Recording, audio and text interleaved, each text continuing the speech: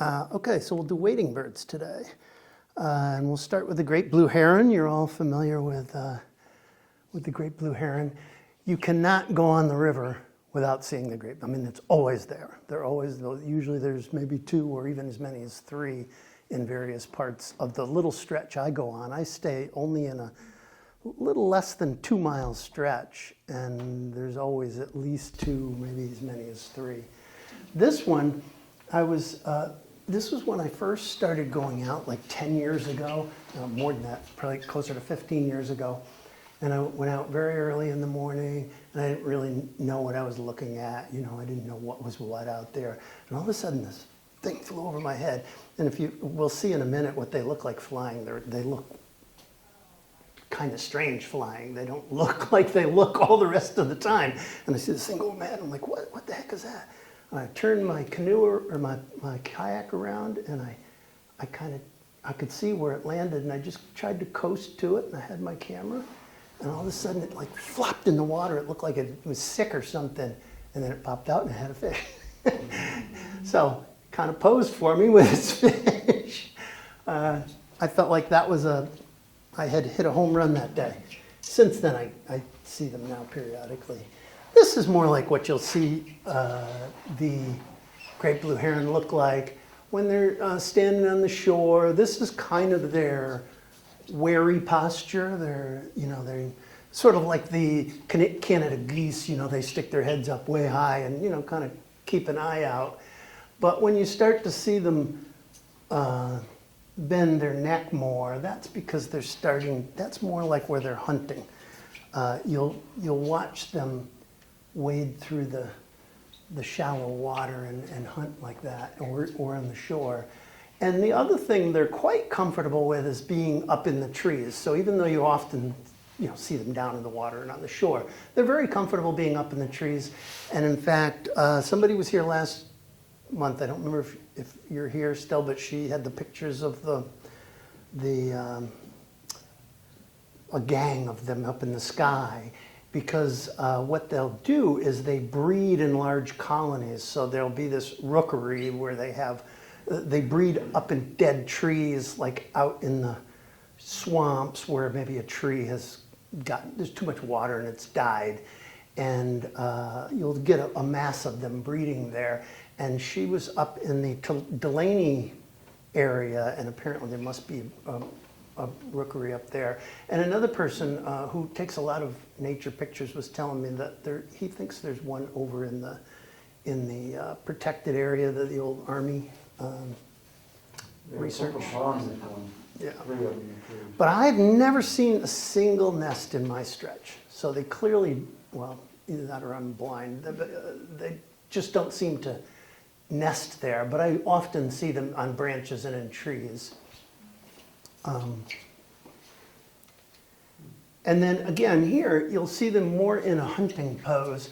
And so this is what they look like when they think they saw something. They start crouching down. You see them point towards the water.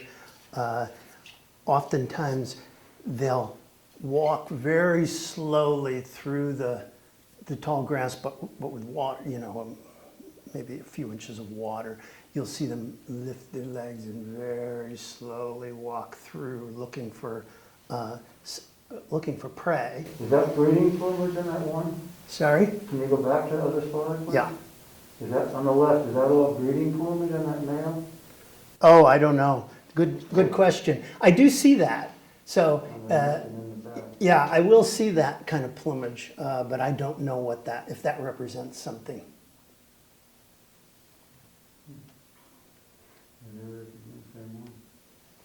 Yeah, again, this is sort of the way you'll see them 90% of the time out there. Now, you can see this one. That actually is quite unusual. I don't usually see them. I see them periodically, but not very often wade that deep. But you can see he's either, the way he's craning his neck, he's either about to thinks he might have seen something, or perhaps he's just scared of me.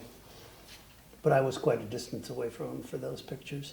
These are just some fun pictures in the foggy mist in the morning. So there's where, this one is probably just about to strike or thinks he's going to. So I'm going to show you this. This isn't the greatest. This was taken from a distance with an old iPhone, so it's not super clear. But it's clear enough that you will clearly see him or her get her prey. And again, I cut this a little short. Prior to this, it was about a minute long. She's very carefully stalking through the grass, lifting her legs, his legs, looking for prey. And then you'll see in this particular one, you'll clearly see it get something and eat it.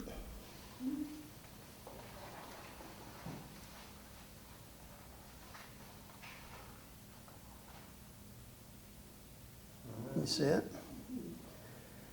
And a couple of things to point out about this as soon as it's done.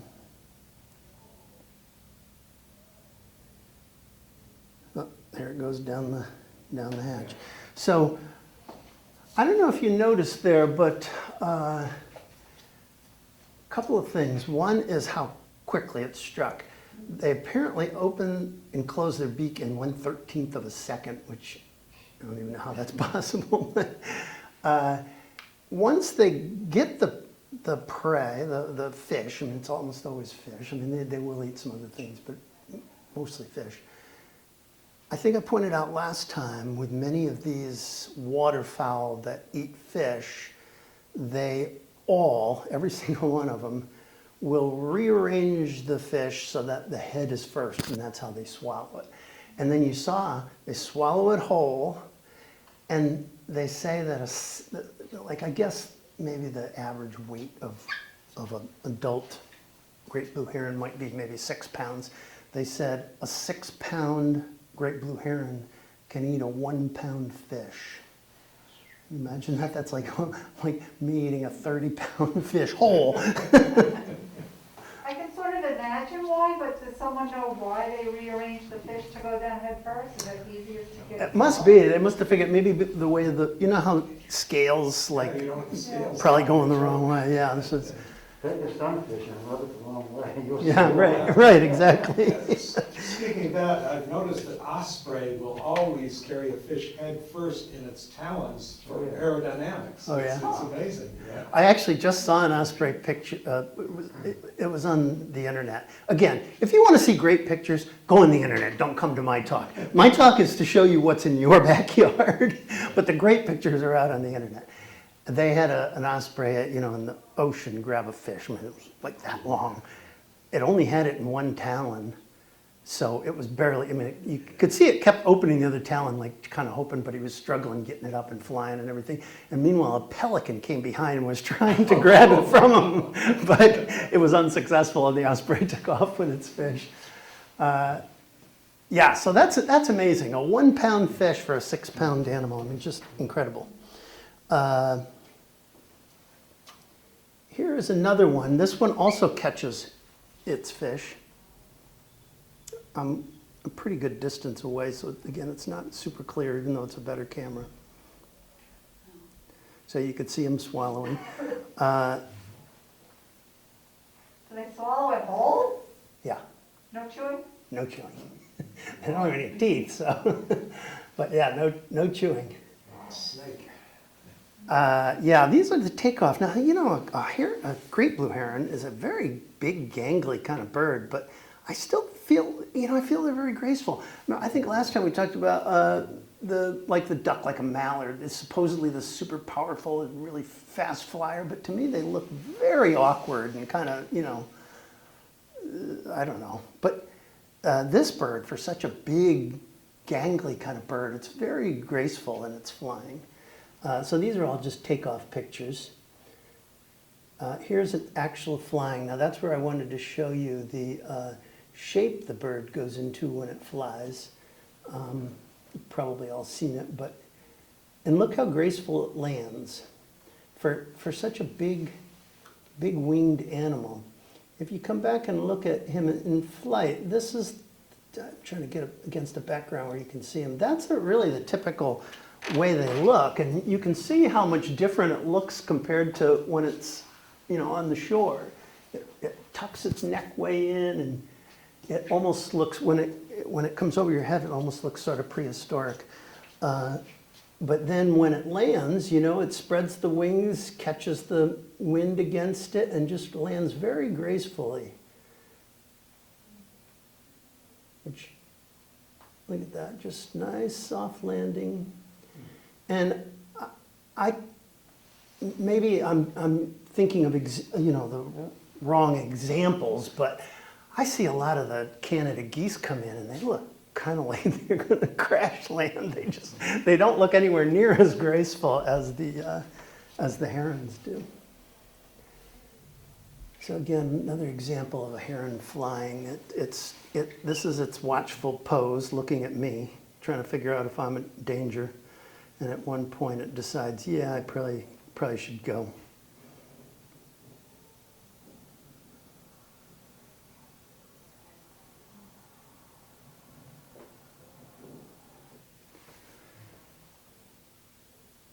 Okay, so that is the great blue heron.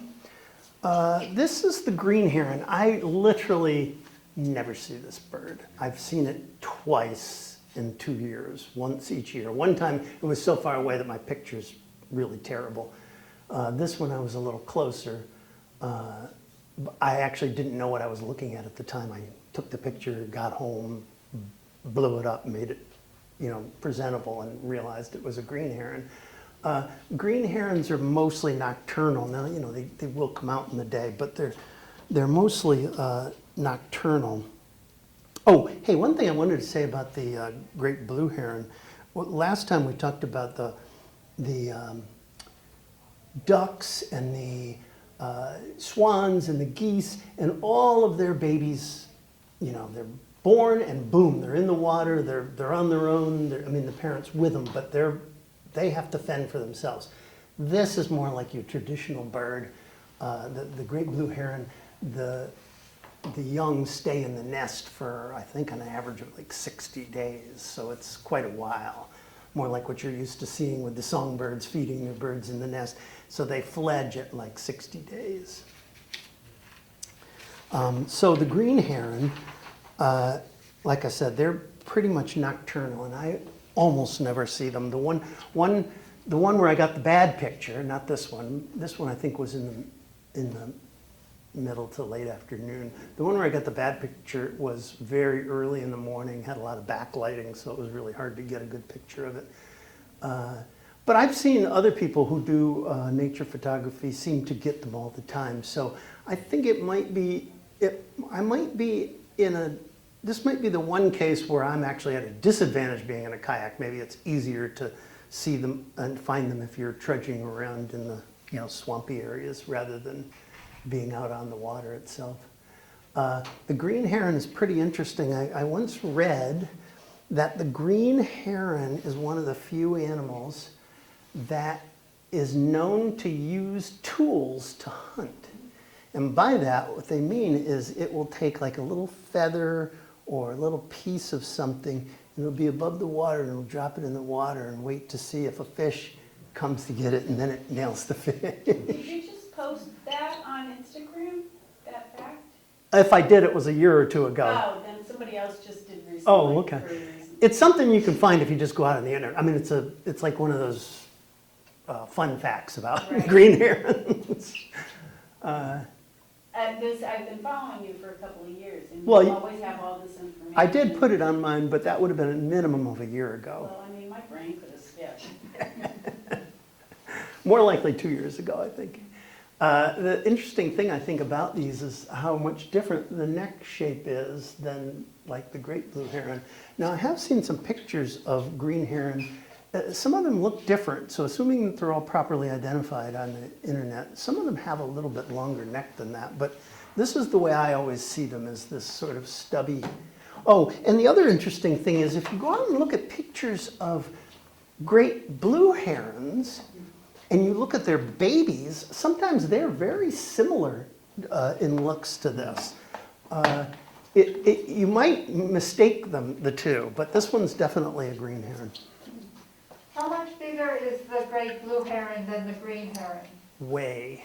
Like times 4? So, no, more like maybe 2 to 3. Okay. But this one I think is on average about 19 inches long, and the great blue is I don't know. I'd have to guess 3 feet. Wow, okay. It might be a little less than that, but I'm just guessing. I didn't write Thank that one you. down. This one I actually wrote down because my impression from seeing them was that they're maybe like a foot long, but apparently, according to the bird books, they're 19 inches long. I can't always judge, from where I'm at. So, and like I said, some of these, I'm taking the picture from so far away, I don't even know what I'm taking a picture of. I just know it looks different. So, like I said, we talked about that they can use tools. They, like the great blue heron, they also will nest in trees. They might be solitary, or they might join another colony. And it doesn't have to be a colony of green herons. It can be other herons. But they also tend to be a little bit lower, I think, in trees. So I'm not exactly sure how that works out, because I'm pretty sure the great blue is quite a ways up in the tree. So those are my only 2 pictures of the heron that day. And that's all I have on the herons. Now, Did you see a black crowned night heron over there on your adventures? I've never seen a night heron. And again, I know somebody who does take pictures in the area. They're out in the day. Yeah, and he'll get pictures of the night heron, but I've never seen one. Now, I think this is going to blow your mind a little bit. It did me when I first saw it. Annoying. So, once a year for the past 2 years, I have seen this bird, and I think it just passes through, but both times in April, granted one time in early April, one time in late April, it might have something to do with how the season's going or whatever. One thing you'll notice is in my pictures, I have been out twice now in the last 5 days, and most of my pictures are pretty brown. There's not that much green yet, but some of the pictures you'll see here are April and there's more green. So some of the past years, each season's a little different. Like here it is, the glossy ibis. I see these, like I said, once a year, maybe for 1 or 2 days. And it will always be in that area just off the big pond.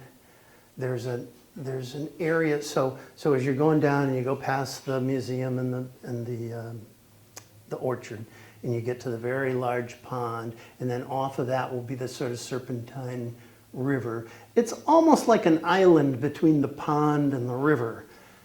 A lot of stuff are there. That's where you get a lot of the shore birds I see there, like pipers and those kinds of birds are there. That's where I see this. I saw the great egret there, plus one other place. But I do see a lot of things there. The picture you saw in the movie of the killdeer was there. I think because it's a very muddy area, and so they like to feed in the mud. So an interesting thing about the glossy ibis is that they use both touch and smell. So they take their beak and I don't have any pictures of them actually sticking the beak in the ground, but supposedly they'll look for like burrows of crustaceans or something like that, and they'll stick their beak in, and if they smell it, but they use the touch to try and find that.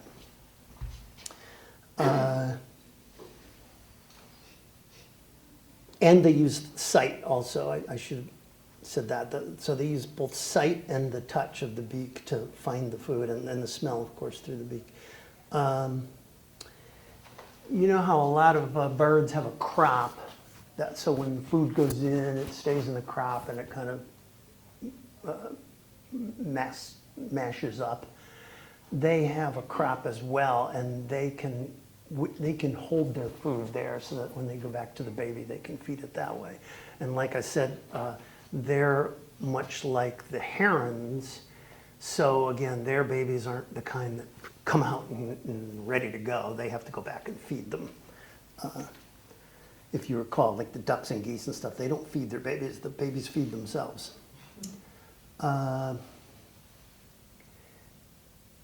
So another interesting thing, and this I guess is a common thing about, especially maybe all birds, but definitely these wading birds and stuff. I think it's pretty much all birds.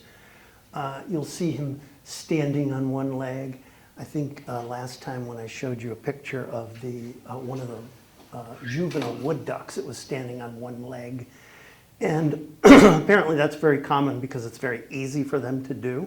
And one of the reasons why is because this, which looks like its knee, is actually its ankle. So its foot is that. The knee is up here.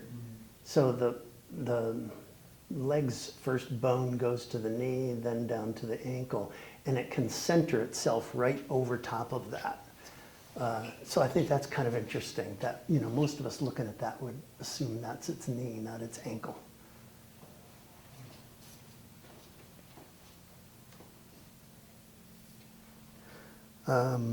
These, like I said, with the others, all these are going to be, they're going to have similar characteristics. So these also will nest in colonies.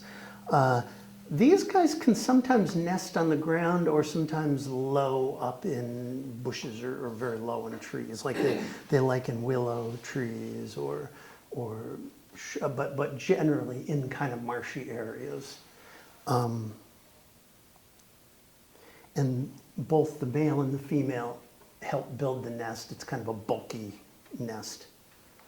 I think they said that these do not put, so like they have a rough sort of stick nest. They don't put a cushion layer, and you'll see later with the eagles, they you know, put a lot of material in there to cushion the nest. So most of these are just more pictures of the same guys in the same place. And so the other wading bird that I want to talk about is the great egret. Now this is another one that I almost never see. I think I've seen it 2 or 3 times out there in 2 or 3 years. It's much bigger than the snowy egret. You're used to this when you go down to Florida and there's snowy egrets everywhere. These are much bigger. They're probably roughly the size of the great blue heron. Oh, I actually have the size of this. So this is about 3 feet, a little bit over 3 feet, and I think it's roughly the same size as the great blue heron.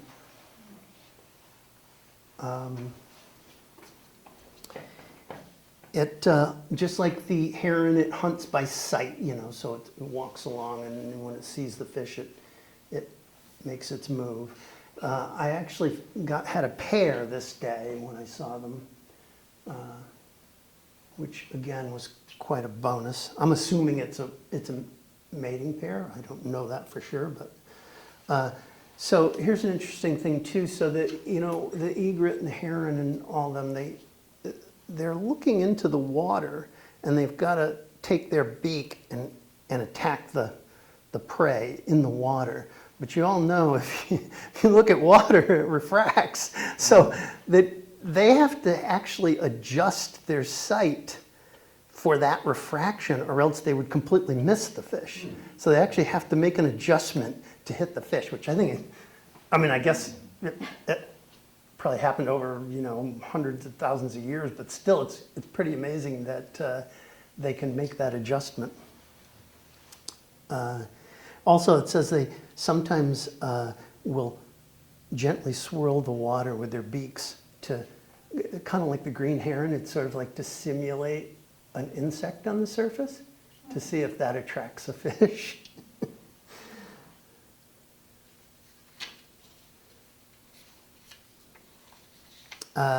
Again, same as the heron breeds up in colonies, up in trees. So pretty much all of these birds these wading birds I'm talking about, all act in a very similar way and quite different from those swimming birds we were talking about.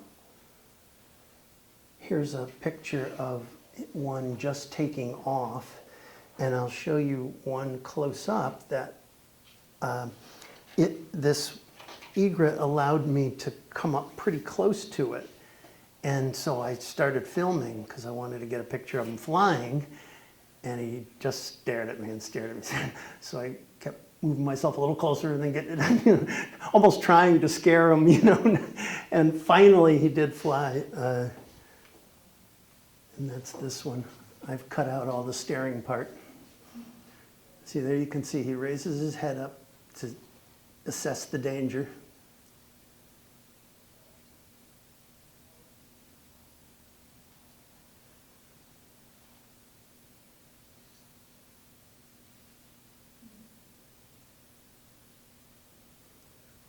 And see, he tucks in just like the great blue heron. Quite similar. Oh, that house ruined the nature look of the whole thing. Making it look cute. Yeah.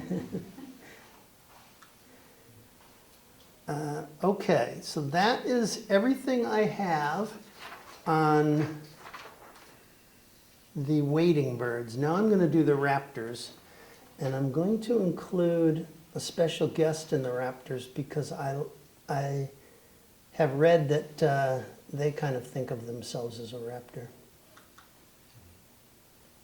even though they're clearly not.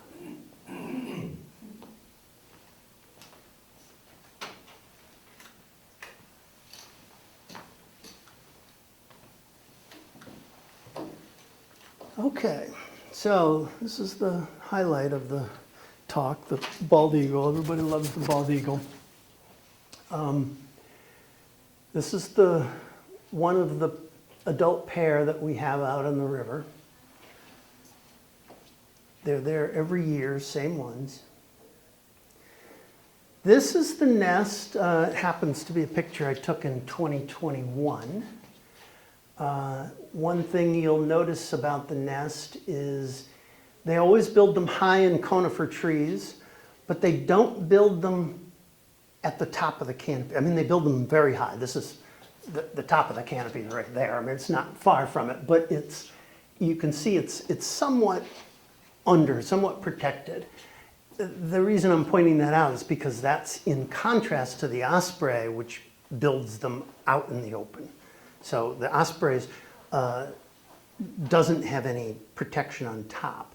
And it makes me wonder, actually, now that I'm thinking about it, so the osprey, which we'll get to in a minute, they have quite long, thin wings that they're uncomfortable flying in woods. I don't know if we remember last time we talked about how the wood duck actually is very comfortable in the woods where some of the ducks aren't, and it's because their wings are a little shorter. They have really good maneuverability. The osprey needs to be out in the open area. So it makes me wonder if maybe they prefer that for taking off out of the nest. Maybe, I don't know. So this is one of the babies in July of that year. You can see at this point, the baby is already almost looking like an adult. It's just kind of a miniature version of the adult without the coloring. Dave, is there any easy way to tell between a juvenile like this and a golden eagle? I don't know, because to be honest, I'm not very good with identifying them. And like when they're flying, a lot of times I will even get confused between an osprey and an eagle because they're similar. Now, it's true an osprey is smaller, but you can't always tell that when they're up in the sky. And the osprey has very clear coloring that if you could see it, it would be obvious. But the problem is you're always looking up into the sun and the reflections and shadows. And so half the time I'll see the osprey's white head and go, oh, it's a bald eagle. And then I realize, oh, no, it's not. probably I would have the same trouble with if I was. I remember seeing one bird flying over, and we were trying to sort it out, my wife and I, of what it was, and she was wondering because it was all brown, and I thought, oh, I'm wondering, you know, was that an osprey or whatever? You know, maybe I don't see the white head. And then she said, no, I think it's the juvenile. It's this guy, because they don't get their color for like, I think it might be 4 years. It's a couple of years before they develop the white head and white tail. So I'm not very good at that. If you look at the wings of the eagle versus the osprey. They're the wings different. of the eagle are very wide. Right. A 2x8 or something. Yeah, and the osprey's osprey has a narrower. little bit of a curve at the end. Yeah, but you can't always see the curves. That's what I always look for that. It's like a little W, but you can't always see that. It's just, you know, it's tricky, especially when they're gliding or, you know, it's, but I always look for that. You see an eagle fly over an osprey's nest or even near it. The osprey goes up and attacks it. Yeah. Also, you'll see those little birds always attacking the eagle. Well, the kingbird, yeah. Yeah, the kingbird, right, the eastern kingbird. More of the babies. These are all the same babies from the 2021. How big are the babies about? Well, again, I'm looking at them from far away. I'm guessing they're that big, you know, maybe.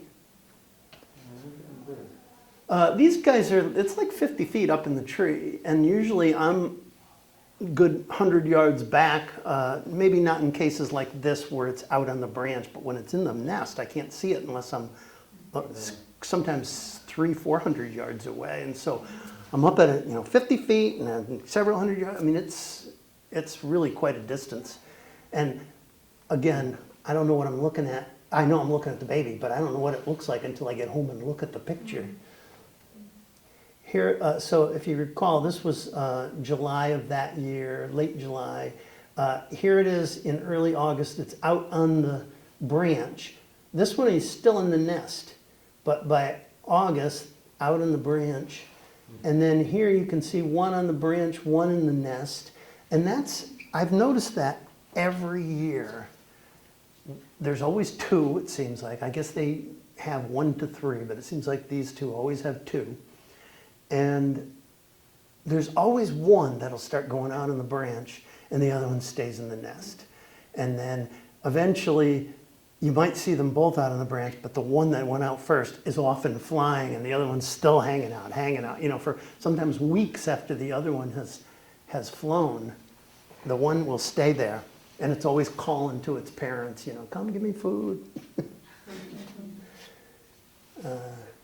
Yeah, so there's the 2 babies on the right there. This is early September, and it's still hanging out near the nest. I think. I shouldn't say that because I could have taken this picture from an adjacent tree, so it may be on an adjacent tree.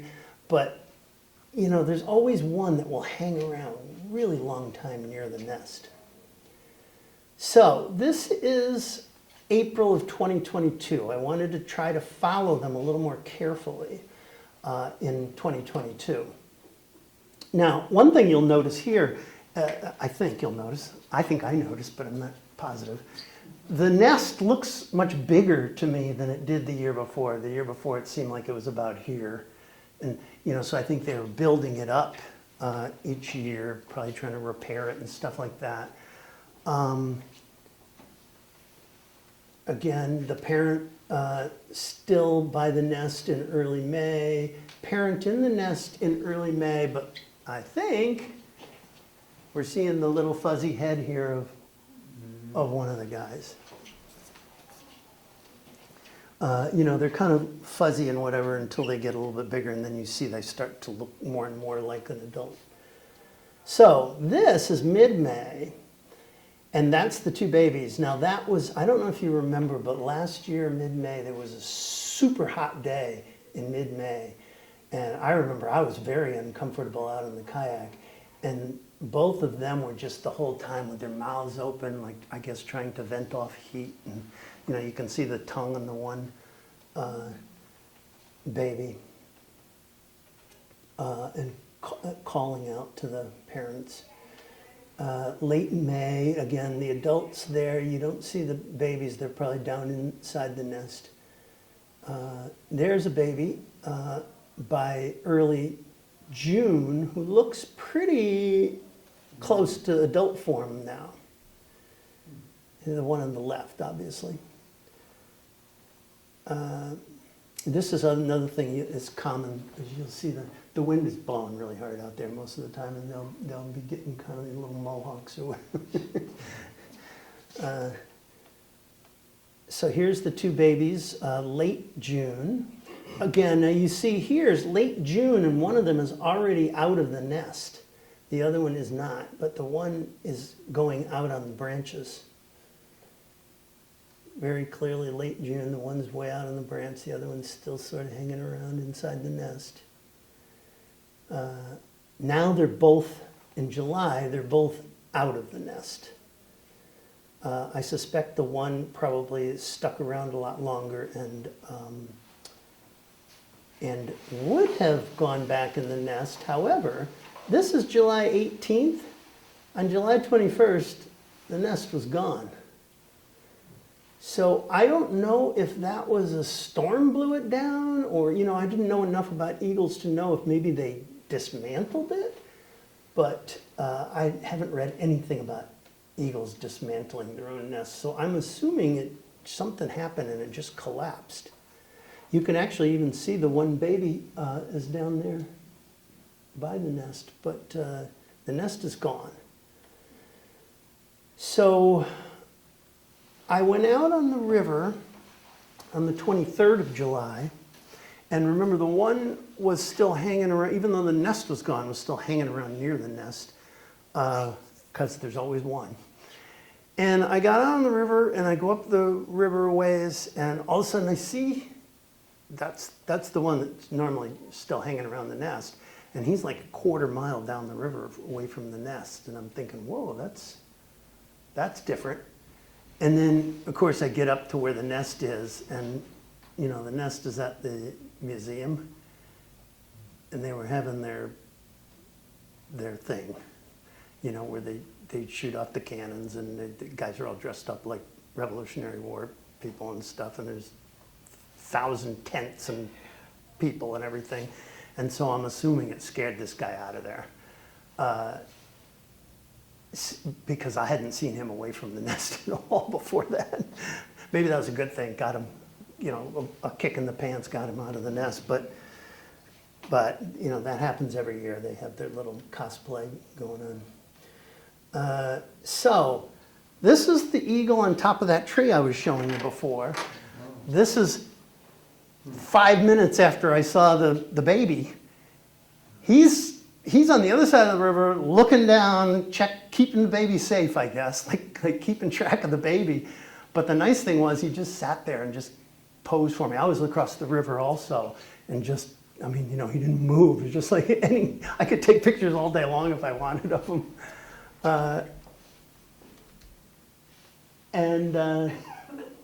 Here's an interesting thing. So I took this picture out of the Sibley book, where he's talking about eagles' eyes. So eagles their eyes work different than ours, where they have, our binocular vision goes out like this. It's like 110 degrees of binocular vision. The eagle apparently has this tiny binocular vision straight ahead, and then this very wide vision to the side that's actually a little bit more accurate, the vision out here. They have what's called what do they call them? Fovea, I guess, is what this thing is called with your vision. The fovea are in the eyes. Anyhow, when the eagle wants to look at you, it does that. So the one eye is looking at you, and it's this way. So you can see he's looking at me. He's using that one eye to keep track of me. Now, I don't know if this is a he or a she. Apparently, they're almost identical. The she is slightly bigger in the eagle, but so slight that you'd probably have to have them standing next to each other to know. So I don't know which parent was trying to keep an eye on the kid. So speaking of their eyes, you know, it says they have 5 times more light sensing cells than humans. 80% are cones versus our 5%, so their color vision is like super acute.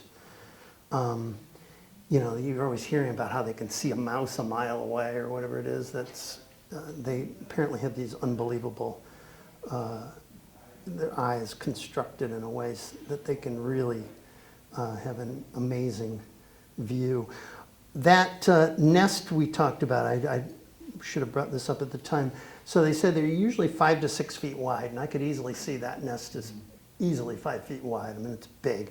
And they say they can be like 4 feet deep. And you saw that one by the second year. I don't know how many years they had been working on it. It was probably at least 3, maybe 4 feet deep. So let me go. I want to pause this for a second. So I kept going out and saying, you know, remember it was August 18th, I think. I said or was it July? Doesn't matter. Middle of the summer, the nest came down. I kept looking, I kept saying, when are they going to rebuild? Are they going to, I'm wondering, oh man, are they going to move somewhere else? I've been, you know, really enjoying having a place where I knew where they were. October 18th, I came by and they were rebuilding. So this shows, I actually saw him, this would be the male. The female usually makes the placement and the male brings the stuff and the female makes the placement. I saw him coming from quite a distance with a big stick in his mouth. So, oh, I got to get my camera going.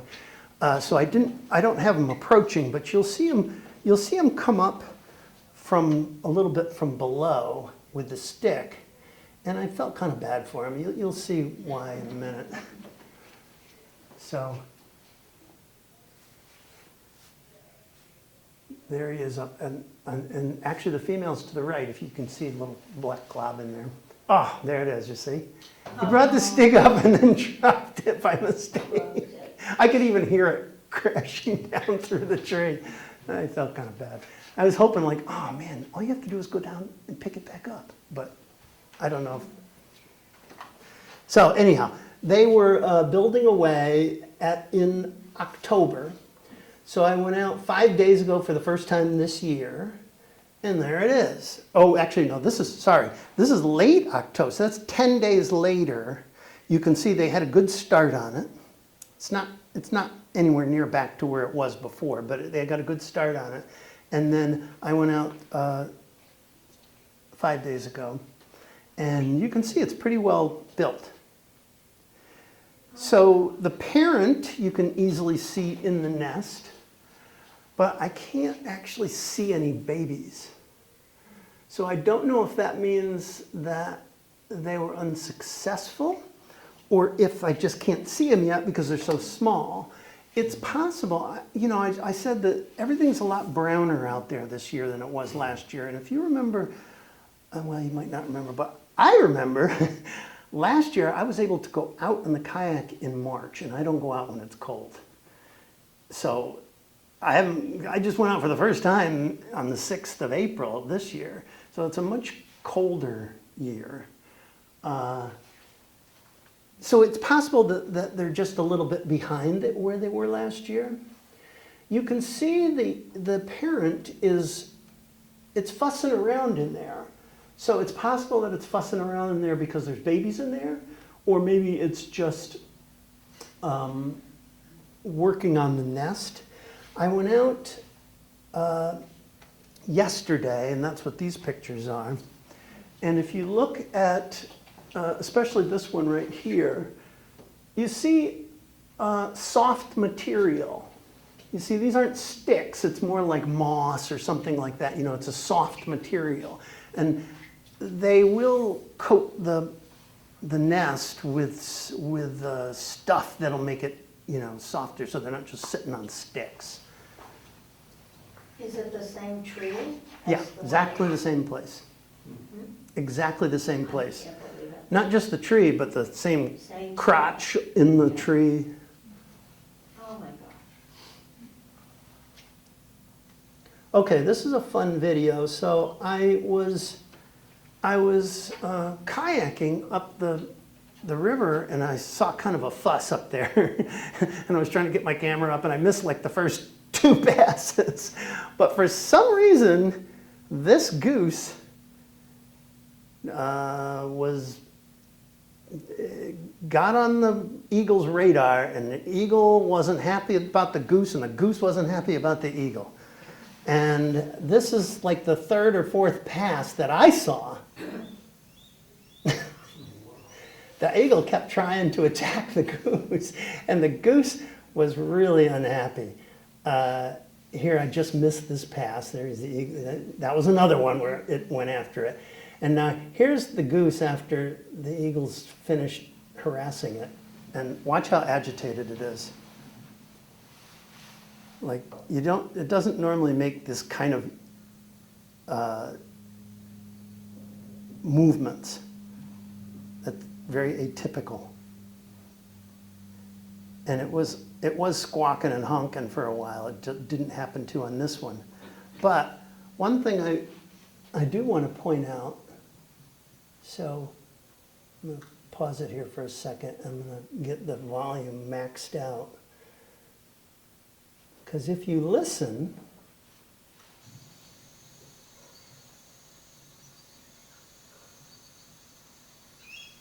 there's the baby. You hear it? Those chirpings noises, that's the baby. You'll hear that all the time out there when the babies are up in the nest calling for the parents. And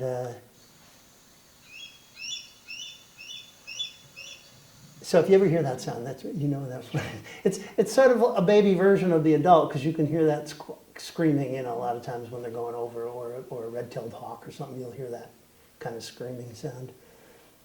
David, would the eagle have been trying to take the goose? Well, that's what I was wondering, is if for some reason it was thinking that the baby was in trouble. But the problem is, I kid you not, there are 1,000 geese all in that area, right?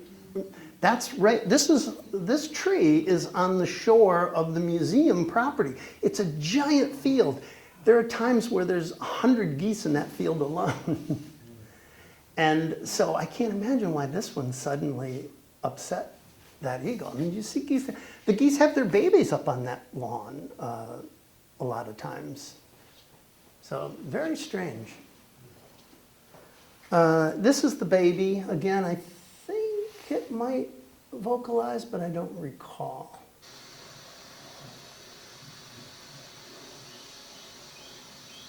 Yeah, there he is. Not very loud, but. So the eagle is interesting because, yes, it does mostly eat fish, and you've all probably seen videos of an eagle swooping down and grabbing a fish out of the water. But the interesting thing is the eagles are also very opportunistic, and they will eat carrion. They'll eat dead carcasses, you know. I imagine there's a I imagine they won't eat them after a certain point, but they will eat dead animals. And that's, of course, what you're seeing here on the shore. You know, it's springtime. You can see barely any grass has come out yet. And so it's working away on some carrion there. This is the same eagle along the shore. You'll see him pick up some of the carrion in a minute. Now, I want to stop it here, though, because this was also a very interesting time. So I'm paddling up the river, and all of a sudden I see the eagle is out in the middle of the river, and he's swimming in the water. So apparently eagles will swim. They'll use their wings as oars, you know, to paddle. And he's paddling away, and I'm trying to figure out what's going on, and he's dragging something. So he's dragging it across the river. And of course, I'm not in a position to get the camera up or whatever. It's like, get off to the side. Now I'm, a couple hundred yards away. But I get the camera on him, and he's gotten it up on the shore now, and he's eating this thing that he's dragged across the river. And you can see him pulling on it. And, I tried to not bother him, but by this point, I think he might know I'm there, and he says, gonna check things out. Kind of gets away from his food. But I didn't want to go over there because I didn't want to bother him. So I didn't know what he had.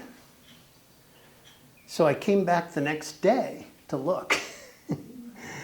And this is him sinking his beak into the meat.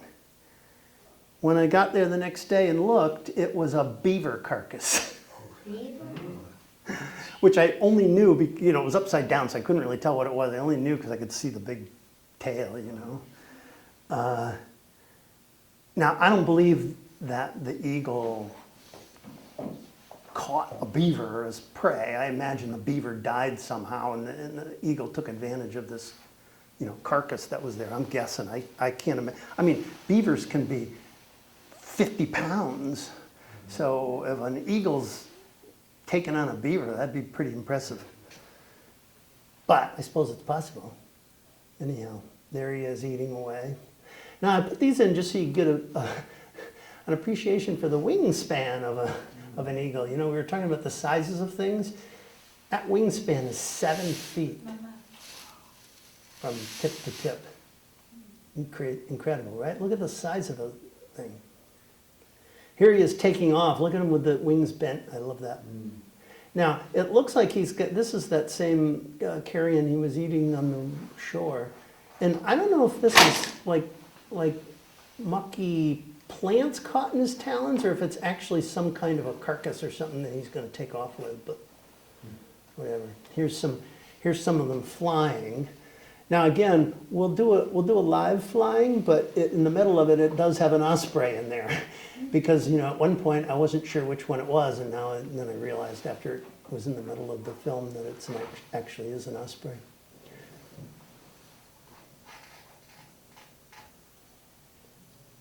So you'll see this guy. If you look right under here, this white T is kind of indicative of an osprey. Normally, I like to look at their head because they have this like bandit stripe, but I can't always see that in a. And you can see from there, he's not really bending his wings much, so it's kind of hard to say, oh yeah, that's, there he did a little crook there, but it's hard to say sometimes. Now that's clearly an eagle. And again, you can see what he was saying before. The eagle's wings tend to be broader. I mean, they're still very long, but they're broader, whereas the osprey's a little narrower. Because the osprey, all of a sudden, folds his wings and down it goes. Yeah. Oh, yeah. And that's the other cool thing about an osprey. I want to show you this. This is just a fun little video. So if we freeze this guy, we'll pull him back. We'll pull him back a titch here. So there's so much bird life going on in this one. You got this goose who's clearly upset, probably at me. This great blue heron who took off, and that's clearly because of me. And then a bald eagle up here who doesn't care. He's just sitting there. This is north of Sudbury Bridge or south like that? Upstream from Sudbury Road Bridge. This is upstream from that bridge. I start at that bridge and I go almost to Gleasondale Bridge, not quite. So this is here's the orchard, right over here. I mean, not the beginning of the orchard, the way deep in part. Over here would be the museum, the Collins Foundation. So anyhow, there's just a little fun, lots of birds in that one. Upset birds.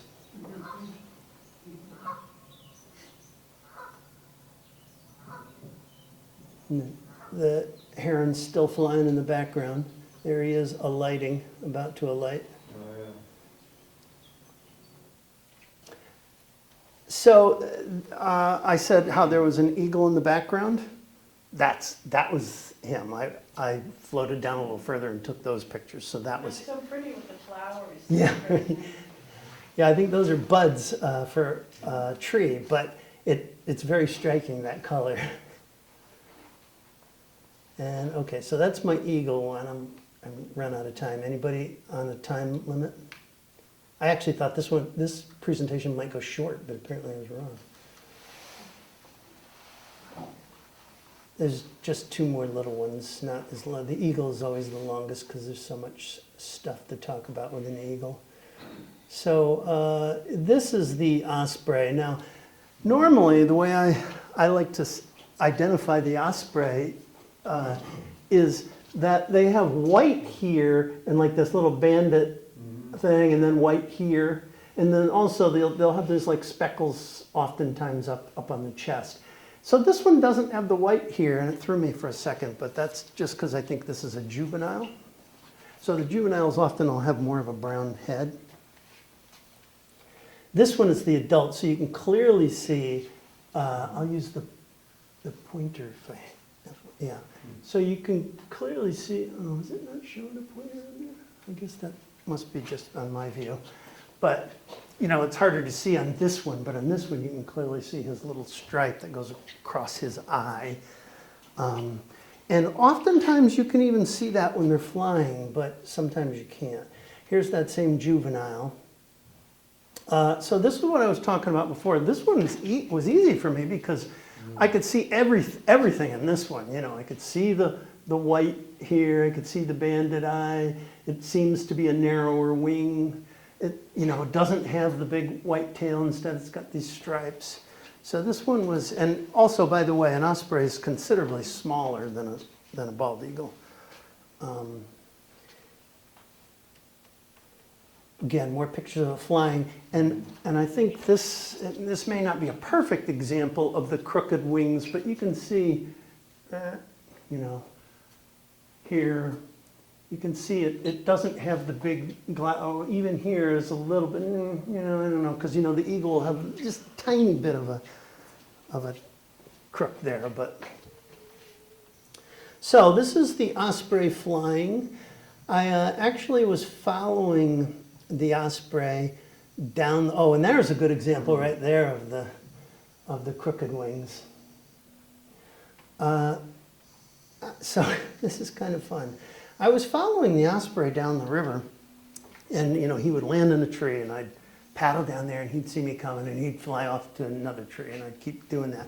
And finally I got to this point where I could sit, and he was at a tree overlooking the pond, so he clearly was fishing. They do this head bobbing. I don't know if you saw head weaving, kind of. And he was doing that repeatedly. I was filming him for a good 20 minutes, and maybe not. Maybe it just seemed like 20 minutes, but I'm filming him, and this is all he's doing, And I keep saying, dive, I want to see you dive for something. And he just kept doing this. And I've been reading about it, and apparently this is a thing they do, this head weaving. And they're trying to speculate on why it might be. They have this sclerotic ring in their eye that doesn't allow their eyeball to move like ours can. So some people believe they move the head a little bit to be able to zone in on the depth perception on a fish or whatever. And you'll see a couple of times if you watch, I'll go to the next one. If you watch his feet, his talons, he'll head weave a little bit, and then you'll see him lift his talons, almost like I was speculating that he's getting ready to make a move, but then he changed his mind. Maybe he decided it wasn't going to be a fish. But watch right.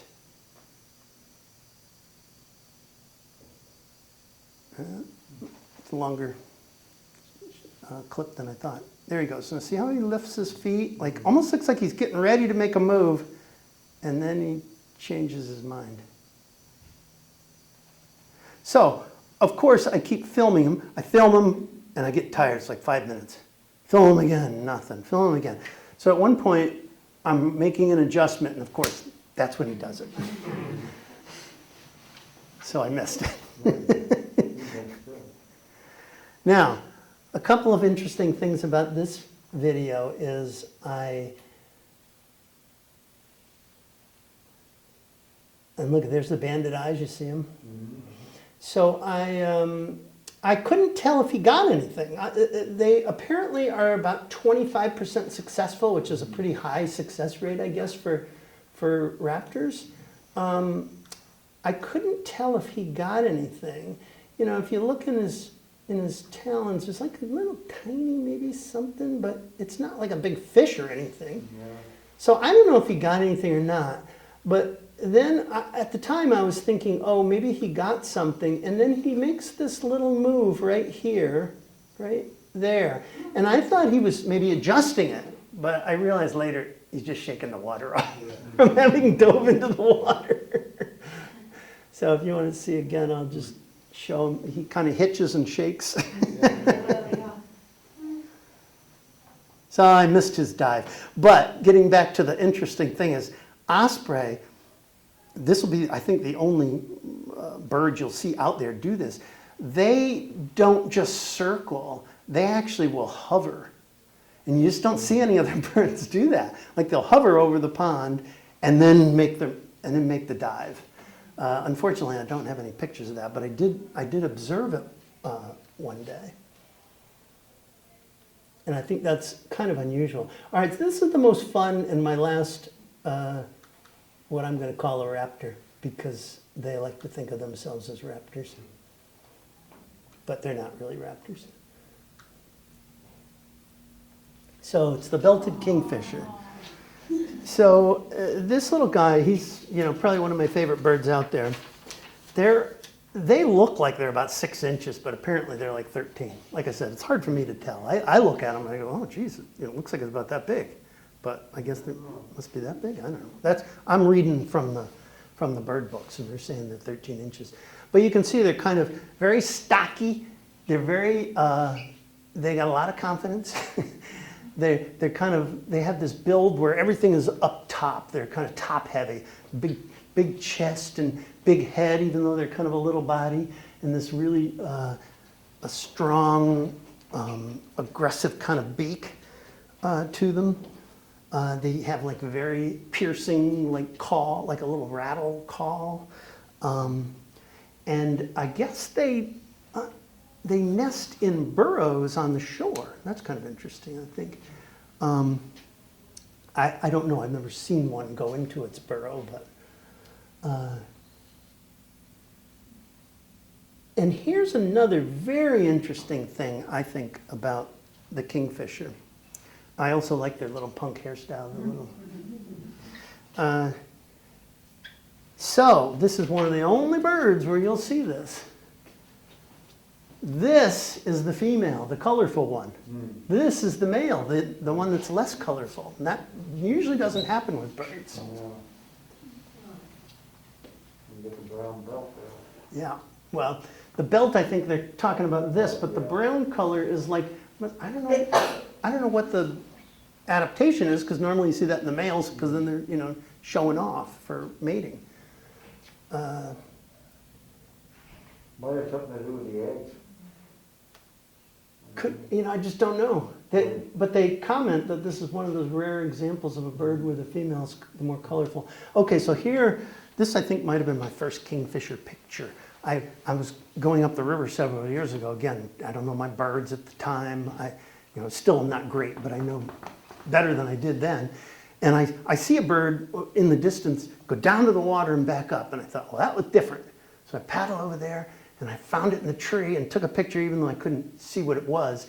But it kept hitting its head against the tree branch. And I'm going, what in the? And I thought, oh, maybe it's got like a nut and it's trying to break it or something. It had this fish in its mouth. And apparently that's what they do. They stun the fish by hitting it over and over again on the branch. And then just like all the others, they turn that and do head first. So that's a pretty good sized fish for a little guy like that.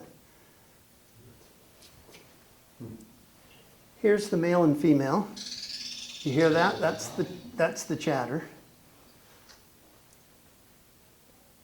Oh, that's it. Let me see if there's anything else I wanted to say. It says when they're not mating, they're primarily solitary, so they just hang out by themselves. Only when they're mating do they get together. So they're not really social birds. They protect a territory, I guess, against other kingfishers, not against other birds and stuff, but they'll protect about a half-mile territory. And they chase those intruders with that rattling call that you heard. And like most of the birds we've talked about so far, they are monogamous, but only for the season. I guess once the new season comes, all bets are off. So I think that's everything I have to say. 10 minutes late. Ran 10 minutes long. Thank you very much. So,